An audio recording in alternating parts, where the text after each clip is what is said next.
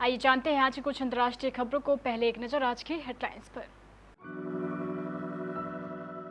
राजधानी सहित उत्तर भारत में आज दस्तक दे सकता है मॉनसून।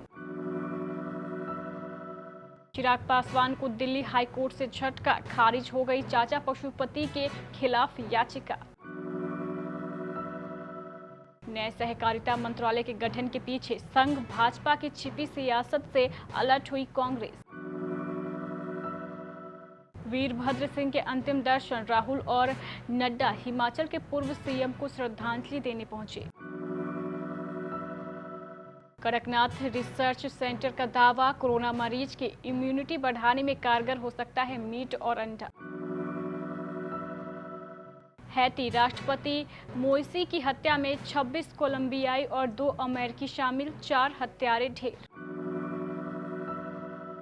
अफगानिस्तान में 7 अफगान पायलटों की हुई मौत। सोने के दाम में आई काफी गिरावट, चांदी भी हुई सस्ती।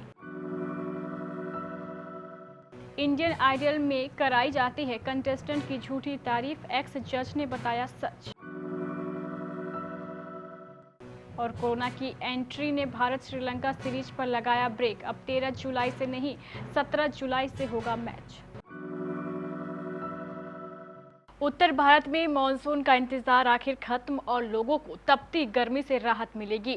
मौसम विभाग के मुताबिक मानसून शनिवार से यानी आज से दिल्ली समेत पूरे उत्तर भारत में दस्तक देगा और यूपी, उत्तराखंड, पंजाब, हरियाणा व राजस्थान के अधिकांश इलाकों में झमाझम बारिश से तापमान लुढ़केगा।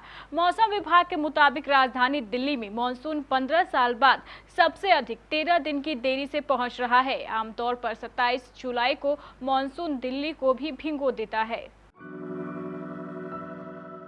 दिल्ली हाई कोर्ट ने शुक्रवार को लोक जनशक्ति पार्टी के एक धड़े के नेता चिराग पासवान की उस याचिका को खारिज कर दिया जिसमें उन्होंने लोकसभा अध्यक्ष ओम बिरला द्वारा पशुपति कुमार पारस को सदन में पार्टी के नेता के तौर पर मान्यता देने को चुनौती दी थी।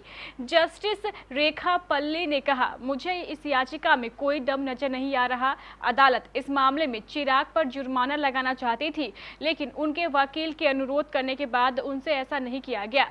याचिका में लोकसभा अध्यक्ष के 14 जून के परिपत्र को रद्द करने की मांग की गई थी, जिसमें चिराग के चाचा पारस का नाम लोकसभा में लोजपा के नेता के तौर पर दर्शाया गया था। नए सहकारिता मंत्रालय के गठन के पीछे संघ भाजपा के छिपे राजनीतिक एजेंडे पर कांग्रेस के वरिष्ठ नेता रमेश चेन्नीथला के आरोपों ने कांग्रेस के कान खड़े कर दिए हैं। इस नए मंत्रालय के जरिए केरल, कर्नाटक और महाराष्ट्र से लेकर बंगाल तक के सहकारी संस्थाओं में भाजपा का प्रभाव बढ़ने की तैयारी की चेन्नीथला की आशंका को पार्टी नजरअंदाज नहीं कर रही है। संकेत है कि कांग्रेस जल्द ही इसको लेकर विपक्षी खेमे के दूसरे दलों से चर्चा उनसे मशवरे की यह प्रक्रिया मानसून सत्र से पहले पूरी की जाएगी ताकि इस नए मंत्रालय के गठन के पीछे की सियासत को संसद में उठाया जा सके। कांग्रेस नेता राहुल गांधी, राजीव शुक्ला के अलावा बीजेपी अध्यक्ष जेपी नड्डा हिमाचल प्रदेश के पूर्व सीएम वीरभद्र सिंह को श्रद्धांजलि देने कल शुक्रवार को शिमला पहुंचे थे। वीरभद्र का गुरुवार को 87 साल की उम्र में निधन हो गया था। उनके पार्थिव शरीर को अंतिम दर्शन के लिए प्रदेश कांग्रेस कार्यालय राजीव भवन में रखा गया था। इस दौरान सैकड़ों लोग भी जुटे, हालांकि गाइडलाइन और सोशल डिस्टेंसिंग का ध्यान रखना भूल गए। इसका एक वीडियो भी सामने आया है। इससे पहले बीजेपी के राष्ट्रीय अध्यक्ष जेपी नड्डा ने मुख्यमंत्री जयराम ठाकुर के साथ रिज मैदान में वीरभद्र सिंह को श्रद्धांजलि दी। नड्डा इसके लिए दिल्ली से हेलीकॉप्टर से शिमला पहुंचे थे। 5 जुलाई को अपने दौरे के वक्त नड्डा ने वीरभद्र सिंह की सेहत के बारे में जानकारी ली थी। मध्य प्रदेश में झाबुआ की पहचान बन चुका कड़कनाथ मुर्गा अब कोरोना से लड़ने में मददगार साबित हो सकता है। यह दावा झाबुआ कड़कनाथ रिसर्च सेंटर और कृषि विज्ञान केंद्र की ओर से Indian council of medical research और डिपार्टमेंट ऑफ हेल्थ रिसर्च को लिखी गई चिट्ठी में किया गया है। संस्थाओं का दावा है कि कोरोना के दौरान या उससे रिकवर हो चुके मरीजों के लिए कड़कनाथ मुर्गे का इस्तेमाल इम्यूनिटी बढ़ाने में मददगार साबित हो सकता है। राष्ट्रपति जोवेनल मोइसे की उनके निजी आवास में बुधवार तड़के हुई हत्या के मामले में पुलिस ने 4 संदिग्ध लोगों को मार गिराया है, जबकि 2 अन्य को गिरफ्तार कर लिया गया है। एएफपी ने पुलिस के हवाले से बताया है कि मोइसे की हत्या में 26 कोलंबियाई और 2 अमेरिकी नागरिक शामिल है। बताया जा रहा है कि इसमें से 17 कोलंबियाई पूर्व सैनिक रह चुके हैं। इस घटना के बाद इस बेहद गरीब देश में राजनीतिक व सामाजिक हालात और खराब होने की आशंका जताई जा रही है। इस बीच देश में आपात स्थिति की घोषणा कर दी गई है। अफगानिस्तान से अमेरिकी बलों की वापसी शुरू होने के साथ ही तालिबान के हमले बढ़ गए हैं। उसने वायुसेना के पायलटों को भी निशाना बनाना शुरू कर दिया है। अफगान अधिकारियों के अनुसार हाल के महीनों में 7 पायलटों की हत्या कर दी गई है। पहले ऐसी घटना नहीं होती थी। उधर चीन ने अफगानिस्तान से अपने 210 नागरिकों को निकाल लिया है। सरकारी अखबार ग्लोबल टाइम्स ने शुक्रवार को बताया कि गत 2 जुलाई को विशेष विमान से इन नागरिकों को स्वदेश लाया गया। अफगानिस्तान से अमेरिकी बलों की हो रही वापसी के बीच आतंकी संगठन तालिबान तेजी से इस देश पर काबिज होते जा रहे हैं। राष्ट्रीय राजधानी के सराफा बाजार में शुक्रवार को सोने एवं चांदी की कीमतों में बड़ी गिरावट देखने को मिली। एचडीएफसी सिक्योरिटीज के मुताबिक सप्ताह के आखिरी कारोबारी सत्र में 10 ग्राम सोने के भाव में 451 रुपए की टूट देखने को मिली। इससे राष्ट्रीय राजधानी में सोने का भाव 46,844 रुपए प्रति 10 ग्राम पर रह गया।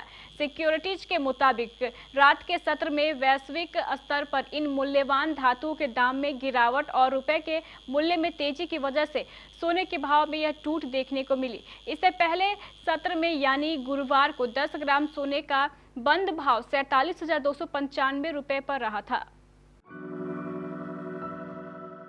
Popular singing reality show Indian Idol लंबे वक्त से सुर्खियों में बना हुआ है। शो को लेकर तरह तरह के विवाद सामने आ रहे हैं।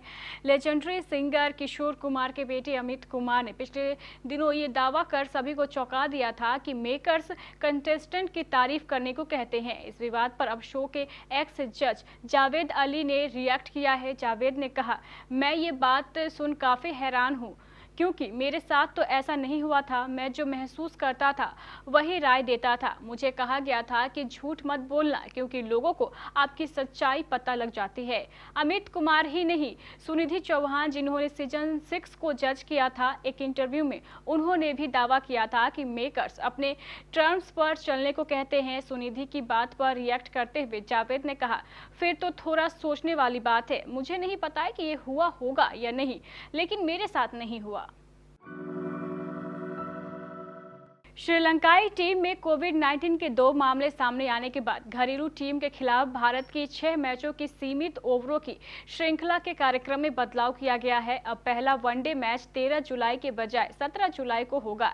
श्रीलंका के बल्लेबाज कोच क्रांट फ्लोवर और डाटा विश्लेषक जीटी निरोशन ब्रिटेन से लौटने के बाद कोविड-19 जांच में पॉजिटिव पाए गए। इस कारण श्रीलंका क्रिकेट बोर्ड को 3 दिन के निर्धारित कड़े पृथकवास को बढ़ाने के लिए बाध्य होना पड़ा है।